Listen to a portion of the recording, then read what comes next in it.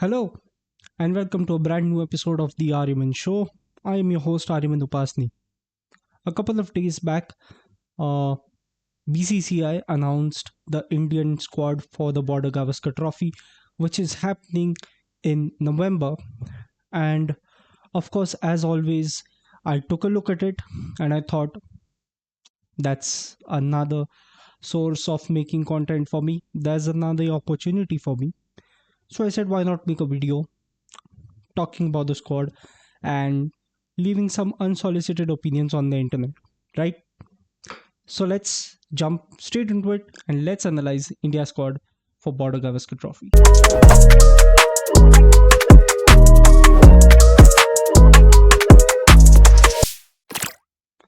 So finally, it's almost time for the highly anticipated Border Gavaskar Trophy. We've been waiting for this for the last how many? 3 years, I think, yeah. After the 2020-2021 series, it's happening now 2024 and 2025. So it's been 3 long years since an India versus Australia test series in Australia, and we also have a format change this time. Instead of the traditional four test matches that usually took place, this time we have five test matches. So there's always a chance to turn things around. Normally, if you look at the past two Border Gavaskar trophies that have taken place in Australia, India have won both of them 2-1.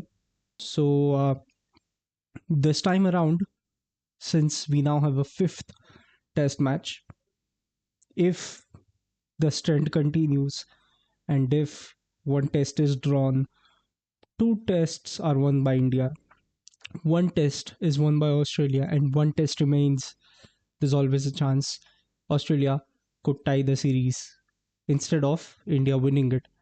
So a new format change, uh, an additional game on top of that, plus some new pressure.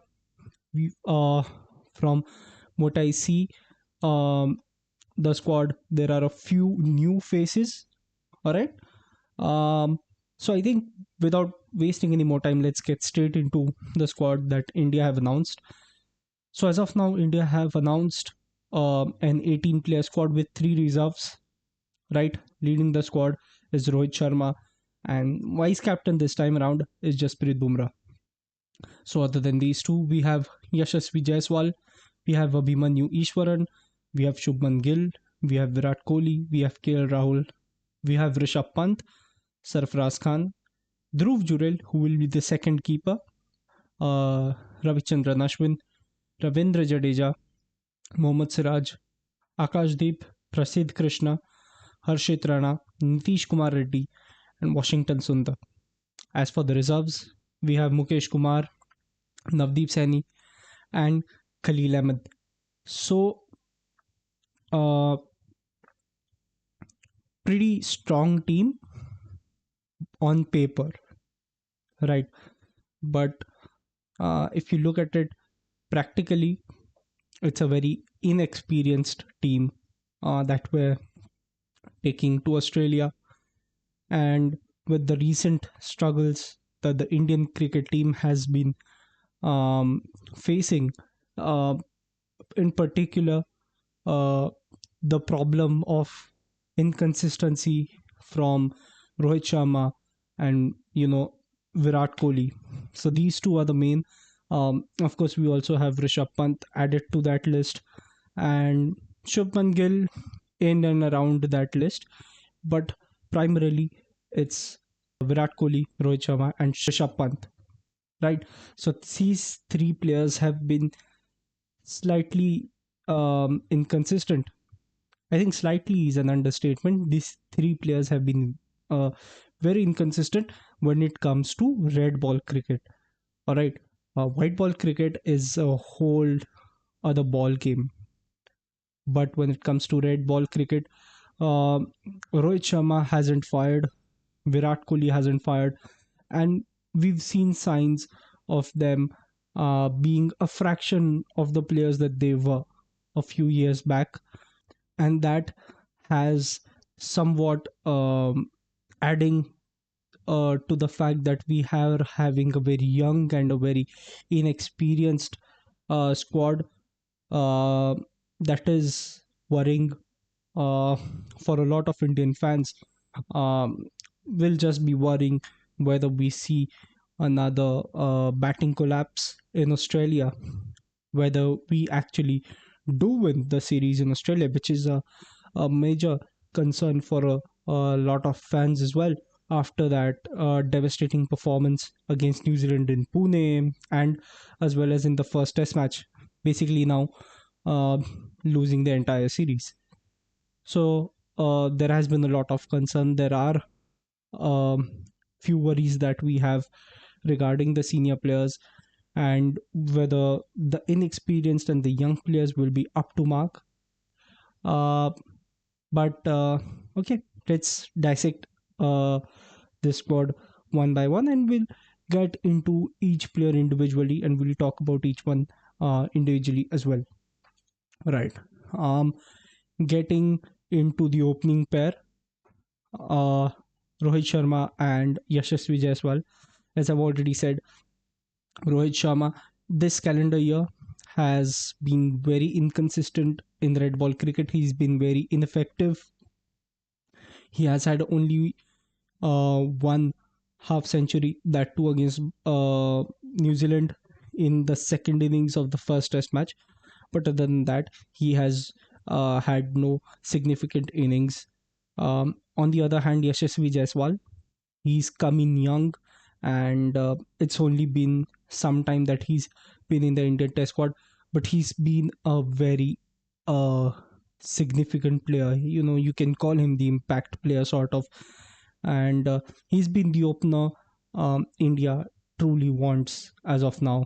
You know, he's contributed in every single innings. Obviously, he has had a couple of innings here and there where he wasn't able to contribute, but that is natural. Other than those few innings here and there, he's been very consistent and he's been contributing in each and every innings for India. So that is a huge plus point for Team India. And as for Yashasvi Jaiswal, this will be a huge actually tour, because this will be the first time he will be traveling to Australia with the Indian cricket team for the Border Gavaskar Trophy. So this will be an entirely new experience, and this will be a very big learning experience. This will give him exposure, so as to say. So it's going to be a very exciting series for him.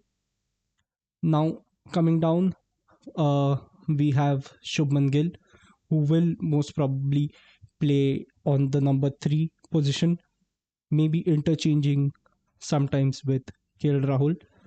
Shubman Gill also, he's played in Australia once before. He played there in the last Border Gavaskar Trophy, and he was impressive. He was one of the key players who led India to that historic victory at Gabba along with Rishabh Pant. So he's been there, he's played, he knows Australia well. He's a young player, but again, he's experienced. So people and of course teammates and fans will be counting on Shubman Gill to turn up in Australia. And from what I hear and what I read, given that pitches in Australia usually uh, are mainly seam friendly and a bit bouncy, it also suits him. Going down, Virat Kohli most probably will be playing at number four, as he should. He's been doing that for many years, and I feel he should continue at number four. Virat Kohli, like I said, this calendar year in Test cricket has been very inconsistent. He's had a couple of good innings, one against Bangladesh, one against New Zealand in the first Test match. But other than that, very unimpressive. And surely, uh, senior players like Rohit Sharma and Virat Kohli will know that there is added pressure on them, uh, because in a team where majority of the players are young and heavily inexperienced, um, you have to be a pillar of the squad. You have to be the pillar in the squad. Uh, and if the pillars are weak, if the foundation of the squad is weak, who will the young and inexperienced players turn to then? So they know they have a lot of pressure on them. Virat Kohli will know. Uh, he has had a few very beautiful innings in Australia. He's had a very good time in Australia as well. He's had a very good average there of around 50 to 52. Um, so we'll be hoping something from Virat Kohli, and Virat Kohli will be hoping something from him as well.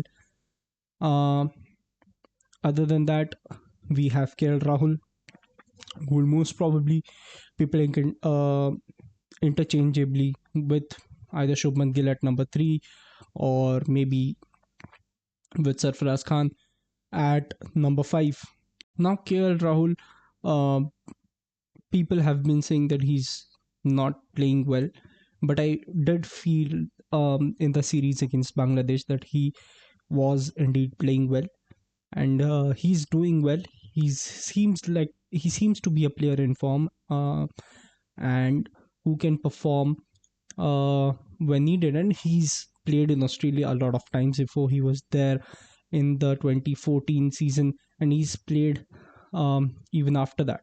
Similar for Rishabh Pant, he is inconsistent, but he does deliver those big innings when you need them. And he did that the last time as well, helped India win the Border Gavaskar Trophy. So he's a legend in Australia. He's the legend. Last two times he played there, he has fond memories over there.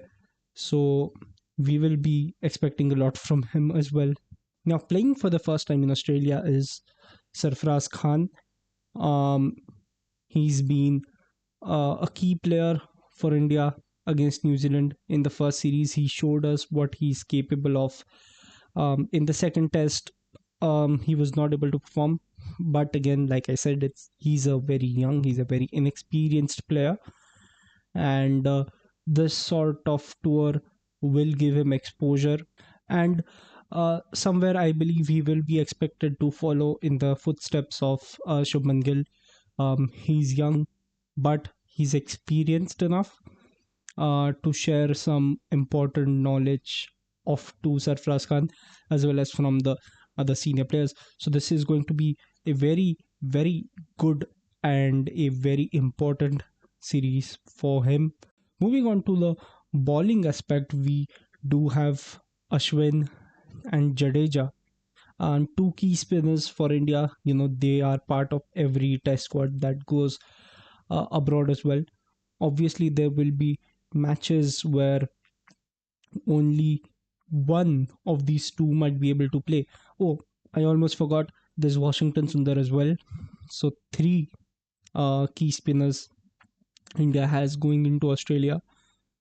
Of course, there might be, like I was saying, there might be games where the pitch might just be a bit more spin friendly than seam friendly, and in those situations, you could very well use a Ravichandran Ashwin and Washington Sundar, or Jadeja and Washington Sundar.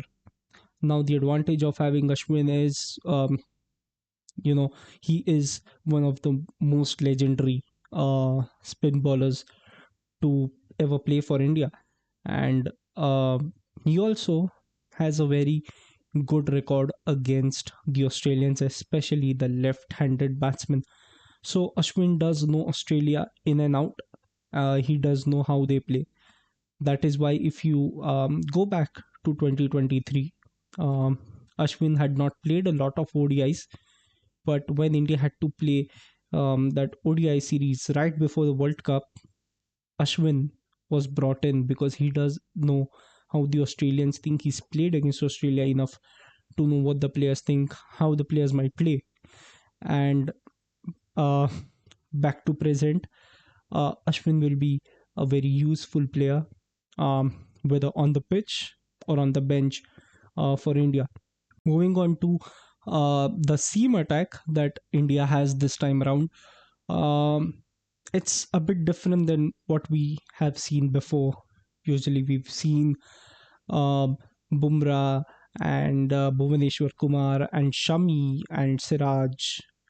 Uh, but this time around, we do miss a few players, and this time we have a bit of a different seam lineup.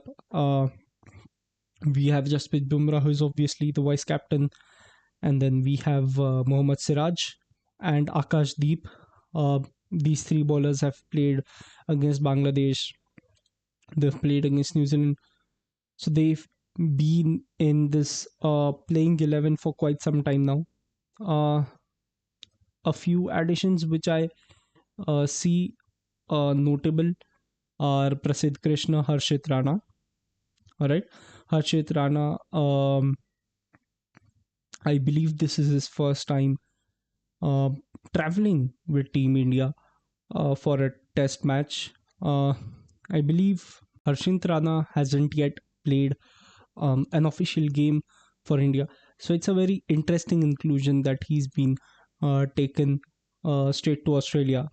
Um, while the chances of him making his debut there are slim, but one should always be hopeful. Similar for Abhimanyu Ishwaran. From what I've seen, if you just look at his stats, he's been a banger player. Look at his last 10 matches that he's played. Absolutely amazing and totally deserved call.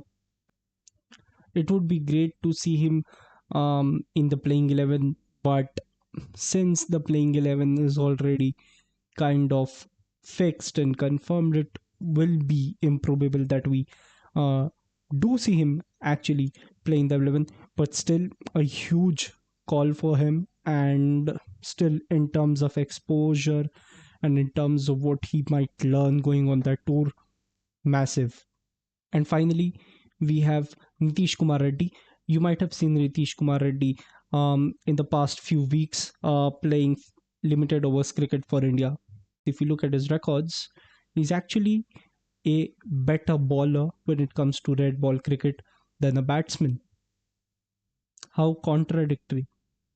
But that is where he comes in a very advantageous position for India, because like I said, there will be matches where the pitch will be very seam friendly, and you would, on top of Bumrah, Siraj and Akashdeep, you would need a fourth bowling option. And at times when you need some depth in your batting, this is absolutely when Nitish Kumar Reddy will come in handy.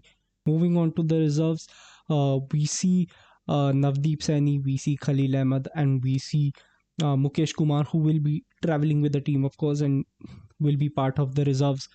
Uh, Mukesh Kumar, maybe I thought he would have been a part of the main squad and not the reserves.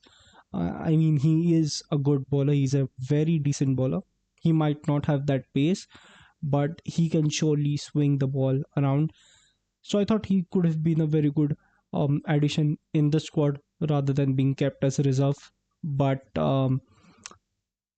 well, that is just how competition works. Someone has to lose out someday. But other than that, Navdeep Saini, he was part of the squad last year. This time around, he had a few knocks here and there. I mean, he had a few injuries here and there, and that has sort of impacted his play as well. Uh, Similar for Khalil Ahmed, not a part of the squad, but simply a reserve, which brings me to my next segment, big misses. Number one will have to be Mohammad Shami. He had a very serious injury. After the 2023 World Cup, he went in for a surgery. He was in rehab for a very long time, and we haven't seen him in a long time either. Recently, I think last week, we got the news that he will, in all likeliness, play a couple of games in Ranji Trophy. And the second game, the second Ranji game that he plays, it ends around 5 or 6 days before the first test match takes place. So there could be an off chance. Uh, if he does remain fit even after playing those two test matches in Ranji, there could be a off chance that he could travel to Australia and you know join the squad as another fast bowler. And God knows, we would absolutely love that, because we do have a day night test at Adelaide between India and Australia. And when the ball swings, you need someone like Mohammad Shami, because he can really swing the ball. We've seen that loads of times. So his contribution, um, if possible, would be legendary. And other misses that we see, Kuldeep Yadav misses because of a long-term injury that he's been having.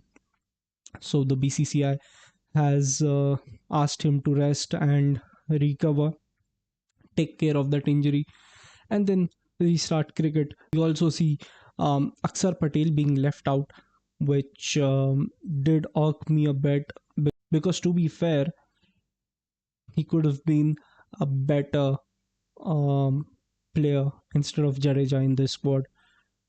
Now, I've said this time and again, Jadeja is a legendary player, but come on, he's not the same player he was a few months ago. And Aksar in those few months has surpassed him in terms of bowling and batting, definitely. If not in terms of bowling, if you do not agree to that, fair. But in terms of batting, Aksar Patel has surpassed Jadeja, and you could very well uh, use him if the occasion arises in Australia. So I feel that is a big miss, and I think the biggest miss uh, would be uh, the Lord, the one and only Chiteshwar Pujara. I mean, Border Gavaskar Trophy and Chiteshwar Pujara, they have been so synonymous. The last two times India have gone to Australia to play this trophy, and the last two times they have won it, Chiteshwar Pujara has contributed heavily, and to the point that the Australians were exhausted of him, and they were just holding their heads in their hands and saying, "Oh my God, who is this player who just keeps on batting and batting and batting?" And they were tired. And I mean, if you've seen the test on Amazon Prime Video, which basically follows the Australian team. If you've seen that, if you've seen this docu series that I'm talking about, you would have seen behind the scenes what happened to the Australian players after they played Cheteshwar Pujara. So I do feel this would be a very big miss. I get it. He was dropped, I think, last year um, after um, really bad performances and very inconsistent performances.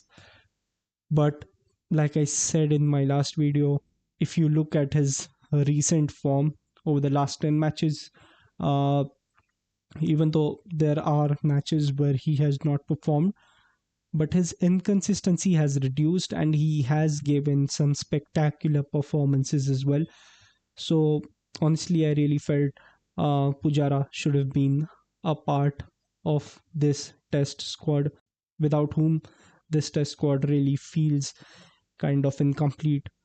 But so yeah, this was the squad, and based on the squad, here is my um, starting 11, which I predict. All right. So, like I said, opening will be Yashasvi Jaiswal and Rohit Sharma. Number three will be Shubman Gill. But in case Shubman Gill gets injured, God forbid, or Shubman Gill does not perform in the, let's say, first couple of test matches, now that we have five, Shubman Gill doesn't perform in the first couple of test matches, and they do need to uh, change the batting lineup and make a change. I feel KL Rahul will come in at number three. He has opened for India before. He has opened in Australia as well. Uh, so he knows how the ball can turn, how the pitches will act, and obviously adding to that the experience. So I think Number three will be Shuman Gill, preferably. And then, if changes have to be made, it will be KL Rahul. Number four, undoubtedly Virat Kohli. Number five, I feel uh, would be Sarfraz Khan. This is what I predict. Number five would be Sarfraz Khan, but I do feel a part of me feels um, KL Rahul should be given a confirmed position at number five. I agree, it's not the position he has played a lot of time. KL Rahul really was a top order batsman playing in the first three positions or the first four positions, but with the situations changing, even in ODI cricket, he went from a top order batsman to a middle order batsman, and similarly in Test cricket. So I do feel number five, you could start off with KL Rahul. Uh, like I said before, he has experience, and he's played in Australia a lot of times, so he knows the conditions really well, and I think that could benefit the team. But um, I do feel the management would be leaning towards Sarfraz Khan because of his performances in the recent past compared to KL Rahul. So number five goes to Sarfraz Khan or KL Rahul. Number six, I do feel goes to Nitish Kumar Reddy, which also reminds me another player who I feel is not being used in Test cricket. Is Hardik Pandya. I think up till 2018, 2019, Hardik was one of the key players in the Test squad India had, and he did have an injury afterwards, uh, which kind of forced India to withdraw him from the Test squad and just start him from T20s and then slowly introduce him back into ODIs as well. But I feel it's time that we introduce Hardik Pandya back into the Test squad because it is in series like these, it is in circumstances and conditions like these where he will be very, very useful for Team India. Nevertheless, at number six, we have Nitish Kumar Reddy. Like I said, he is a bowling all rounder when it comes to red ball cricket compared to a batting all rounder when it comes to white ball cricket. So he gives us an additional bowling option as well as helps us put depth into the batting lineup. Then at number seven, we have Rishabh Pant, uh, keeper batsman for India. Number eight, I feel will be Washington Sundar or Ravi Ashwin. Preference, I think, will be given to Ravi Ashwin um, because, like I said, he knows how the Australians think. He can read the Australians. He's played there before, and he knows how their psyche works. So he will be useful as the sole spinner on the pitch. Plus, he can bat a bit. We've seen that in the last edition of the Border Gavaskar Trophy in Australia as well. He had that uh, long partnership between Hanuman Vihari and Ravichandran Ashwin, where the two clinched the game from the jaws of loss and helped India draw that game. So, by default, the number eight position goes to Ravichandran Ashwin. But if India think that they need to go in with a much more batting centric approach, you will have Washington Sundar, who obviously also played in the last edition and he performed really well. So you have a clash happening between the Ravichandran Ashwin and Washington Sundar as well on number eight. Number ninth, 10th, and 11th will be fixed. Ninth is Bumrah, 10th is Siraj, and 11th is Akashdeep. There's no doubt about it. So a few clashes happening here and there for positions. We'll see who takes preference according to the management. and what conditions actually do they encounter over there. And most of these clashes that we're seeing, it very much depends on the conditions and the circumstances. And in a way, it is very good for a team to have these many additional options and alternatives for those very positions. So, all in all, that's India's squad for the Border Gavaskar Trophy, and that is my predicted 11. Um, in spite of a few good inclusions into the test squad, a lot of young players will end up missing games until and unless uh, they have to replace some players, might be because of injury or for any other reasons. But this is, I feel, the 11 that will be followed throughout these five test matches. Or maybe if India wins the first three test matches itself, the management might go in and experiment for the rest of the two test matches, given that India have won four test matches by that time. Because we have one test match remaining against New Zealand and five against Australia, so we have six test matches left to play, and we have to win at least four to secure qualification for the WTC final. So if by the time at the end of third test match India has won those four games, and which would mean India would have also clinched the Border Gavaskar Trophy, then the management would be open to experiment and bring in these younger players, maybe resting Rohit Sharma, bringing Abhimanyu Ishwaran, resting Mohammad Siraj, bringing in Harshit Rana, and doing a lot of those permutations and combinations. Um, so, yep, that was it for today. Uh, I'll see you in another video. Till that time, take care. Don't forget to like, share, and subscribe. If you have any other feedback, you can reach out to me through the links given in the description, or you could leave a feedback down in the comment section and let me know what you think. Um, and that's a goodbye till the next video. See you.